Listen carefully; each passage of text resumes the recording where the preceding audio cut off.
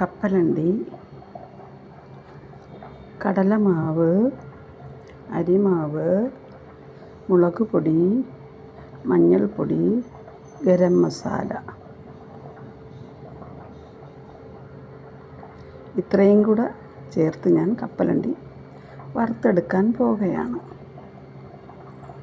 എന്നിട്ട് കാണിക്കാം. ഓക്കേ.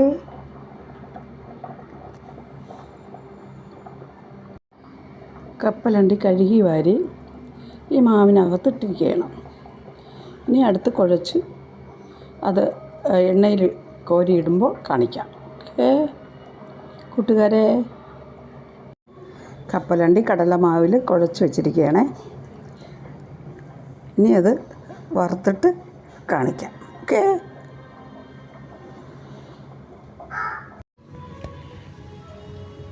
കപ്പലണ്ടി വറുക്കാനിട്ട്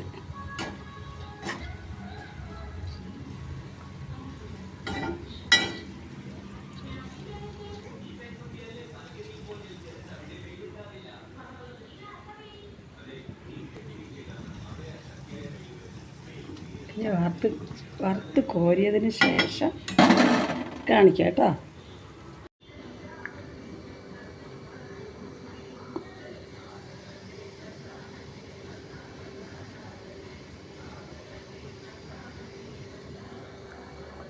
കപ്പലണ്ടി ലാസ്റ്റുള്ളത് വറുത്തുകൊണ്ടിരിക്കുകയാണ്. ഇത്രയും വറുത്ത് കോരി. ഓക്കെ കൂട്ടുകാരെ, ഇഷ്ടപ്പെട്ടോ? കൂട്ടുകാരെ, കപ്പലണ്ടി എല്ലാം ഞാൻ വറുത്ത് കോരി.